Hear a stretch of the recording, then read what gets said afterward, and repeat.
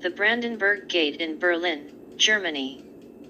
The Brandenburg Gate has seen a great deal of momentous history during its more than 2 centuries standing in the heart of Berlin. Napoleon led his troops in a victory parade through the gate in 1806 and brought the quadriga, the horse-drawn chariot crowning the gate, back to Paris as a war trophy. In the 20th century, the ruling Nazi Party turned the neoclassic monument into a piece of architectural propaganda. After the fall of Berlin at the end of World War II, the gate remained, although badly damaged. And during the Cold War, the Berlin Wall stood only steps from the gate's western side. In 1989, after the wall was finally torn down, the Brandenburg Gate came to symbolize freedom and a unified Germany. Map it. Keep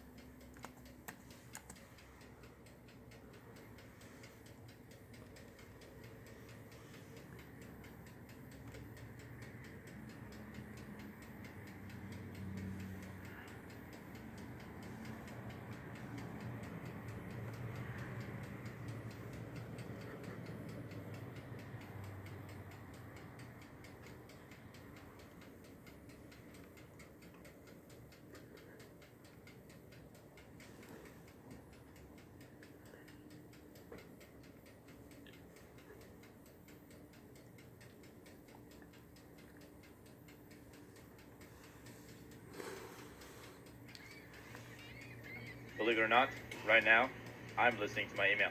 I could also listen to the internet, a PDF, whatever I want.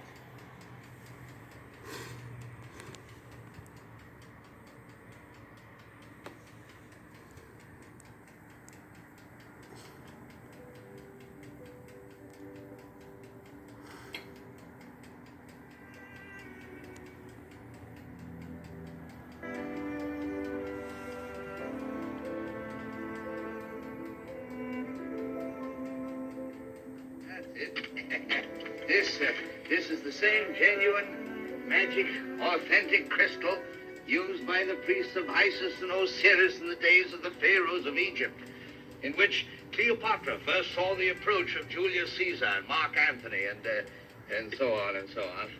Now, you'd better close your eyes, my child, for a moment in order to be better in tune with the infinite. We cannot do these things without reaching out into the...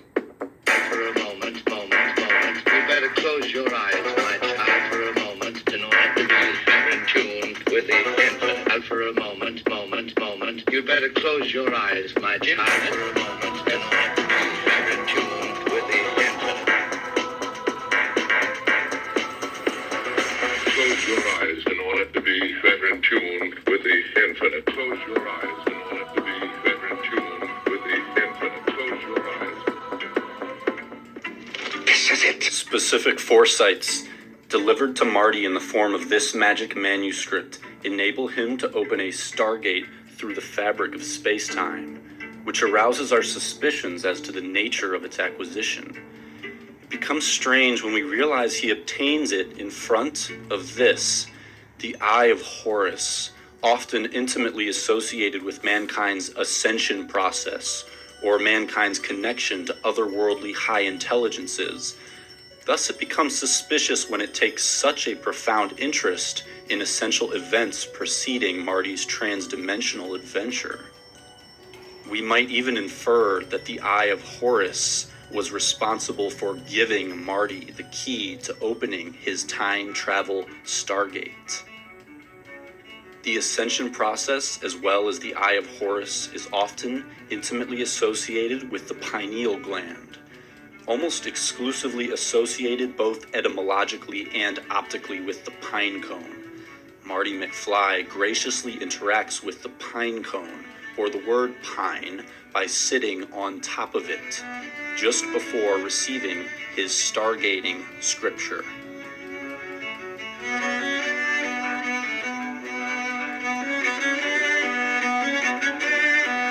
Here he is, sitting on top of the word pine, about to be contacted by higher intelligences via the Eye of Horus, via his pineal gland.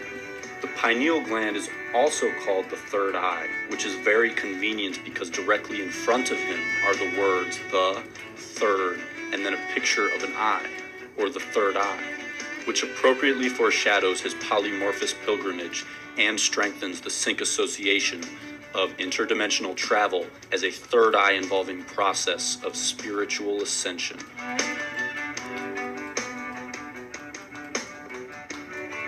Not content at merely overseeing the events of that day, these otherworldly higher intelligences return to again meander the backdrop of Marty's manuscript acquisitions. With his third eye submerged in a rainbow, Marty ventures to the now revamped but geologically identical storefront to again obtain future foretelling scriptures from mysterious extraterrestrial forces. See this book? This book tells the future. The information in here is worth millions.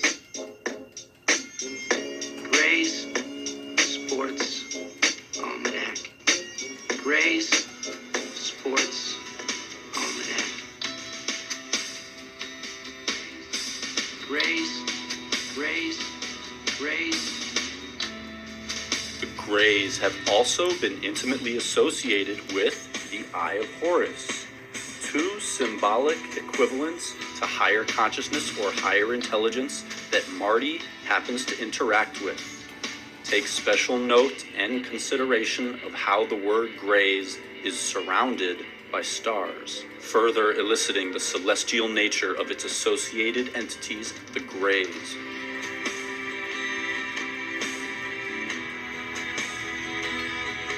Something very strange happens as Marty is first introduced to the book. This book that is brought to him by Greys is surrounded by stars and is being handed to this Stargate quester.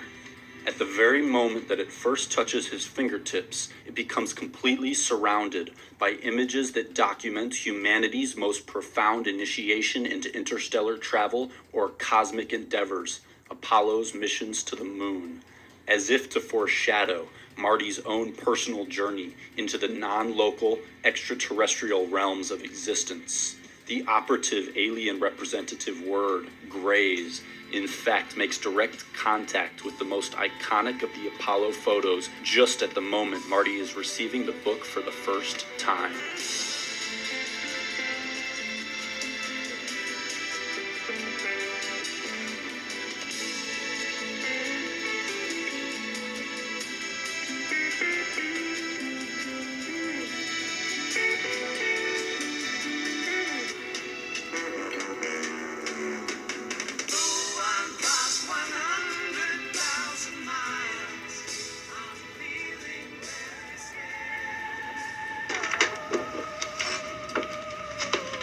So he lays this book on me.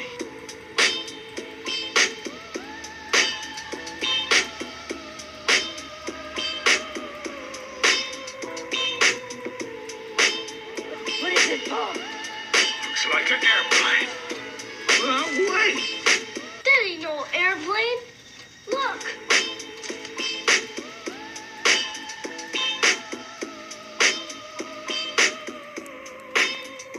Becoming black ship, skull and bone type of action. Your time is up, give in to your masters. Becoming black ship, skull and bone type of action. Your time is up, give in to your masters. The time machine is quite literally an advanced spaceship from another dimension, and Doc Brown, as perceived by the peoples of the era, would be an advanced human being operating a UFO from another dimension, quite literally. Thus, tunnel, the Griffith Park Tunnel.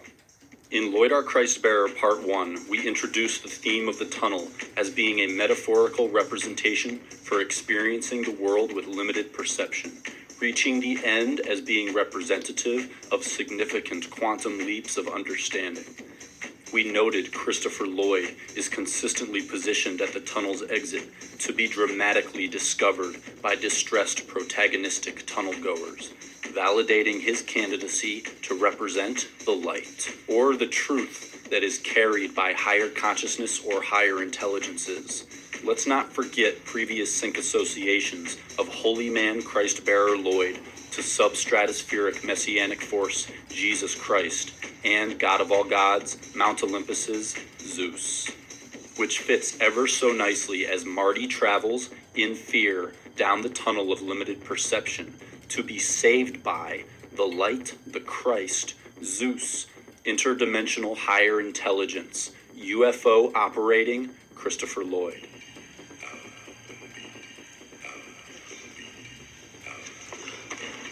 Steal my stuff.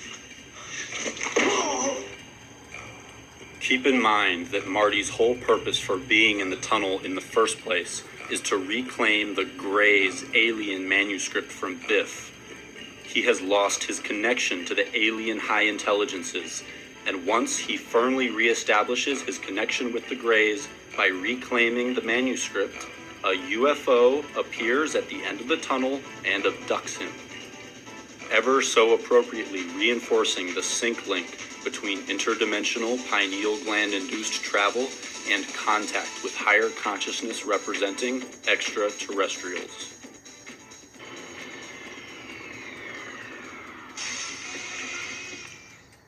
All right, Arnie. Let's find Jennifer.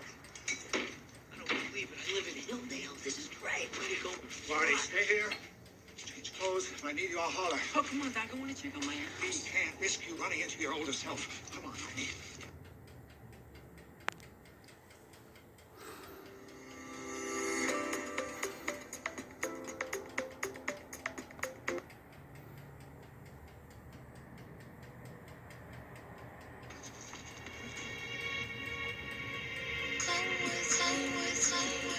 In a brief time-traveling stint of his own, Biff, clad in checker pleats, is escorted to the wormhole car in a ridiculously over-checkered checker cab that adorns the word Luxor. A quick Google image search reveals a puzzling and unmistakably obvious association of the word Luxor with celestial contact-evoking Stargate monuments originating in ancient Egypt and being intimately connected to Eye of Horus powers also associated to Marty and stargating. The Eye of Horus delivers Marty the essential ingredients for opening a stargate, while this night sky illuminating Egyptian pyramid escorts Biff towards the same stargating fate. Be careful, old timer. There's a rough neighborhood. Biff's only encounter with time travel is not just accompanied by the Stargate Pyramid, but also happens to come immediately after he finds the gray alien representing Sports Almanac.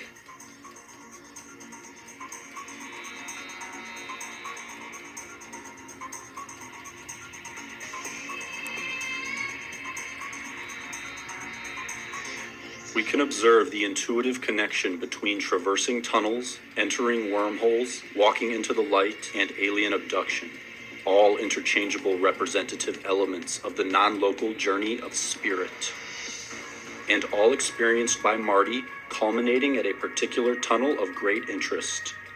Most curious indeed is the Griffith Park Tunnel, and Christopher Lloyd's affinity for loitering near its exit. He does not merely star in movies featuring this tunnel, nor does he even merely interact with the tunnel. He always plays out the same story of being found directly at the tunnel's exit, in one instance by a man chasing after a white rabbit accompanied by the Scarlet Woman, operating a checker cab down the rabbit hole towards salvation. The very same rabbit hole traversed by Marty while pursuing the alien contact almanac, which he happened to first discover on display here, adjacent to stargating paraphernalia. The same white rabbit being pursued by our other Christopher Lloyd discovering Griffith Park Tunnel adventurer. Marty is being told to pick up the book and follow the white rabbit. Strange how we have Marty standing before two items that have both been used to lead to Christ at the end of the Griffith Park Tunnel. Marty, whose first supernatural contact episode was with the Eye of Horus, is now saved by Christopher Lloyd below a spirit of Horus representing Egyptian obelisk, which is the cornerstone to the landscape design of the Griffith Observatory, which rests directly on top of the Griffith Park Tunnel. Lloyd's tunnel consistently syncs with embarking on the non-local spiritual journey, and it was actually built in order to access an observatory of the heavens that houses a monument honoring the spirit of Horus. The Spirit of Horus Tunnel is also featured momentarily in The Adventures of Buckaroo Banzai Across the Eighth Dimension. Dr. Buckaroo Banzai, perhaps you can explain yourself. The film begins as Buckaroo is going to pilot the world's first interdimensional traveling car, much like his Back to the Future counterpart, Marty McFly. Banzai shows up fashionably late due to the fact that he is in the middle of performing surgery. May I have the curved yassagul, please? It's not here, Dr. Banzai. Let me have the straight one then. Dr. Banzai is using a laser to vaporize a pineal tumor without damaging the quadrigeminal plate. Subcutaneous microphones. Dr. Banzai is using a laser to vaporize a pineal tumor without damage. Pineal. Dr. Banzai is using a laser to vaporize a pineal tumor without damaging the quadrigeminal plate.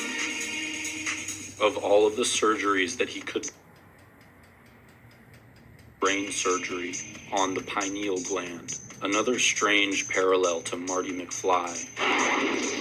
After interacting intimately with the pineal gland, he pilots mankind's first successful interdimensional journey, helping us draw the same conclusions about pineal gland-induced ascension that we saw displayed in the Epic of Marty McFly. Highlighted on Banzai's car is the value 88. It is overtly plastered on the hood, doors, and license plate. The car itself is even named the HB88. When this baby hits 88 miles per hour, you're gonna see some serious shit. When this baby hits 88 miles per hour, you're gonna see some serious shit. With many questions to be answered, we jump to a scene where Banzai begins pursuing this white van that features a haloed mountain or Stargate type logo. And he ends up chasing the van through the Spirit of Horus tunnel, the very same tunnel that Marty chased the Gray's alien almanac through. Inside the van is one of the parts that allows his car to function properly and travel hyperdimensionally. Without it, he cannot open wormholes.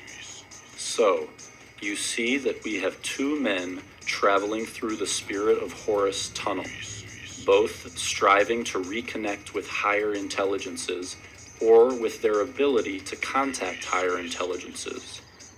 Marty must reclaim the Gray Alien Sports Almanac so that the alien UFO, operated by Christ Lloyd, will connect with him, while Banzai must get his hyperdimensional car part from the van with the Stargate logo. The kicker is that the van with the Stargate logo at the end of the Spirit of Horus tunnel is operated by Christopher Lloyd, playing an alien. Cough up the crucial missing circuit, and then we finally get our butts off this rock.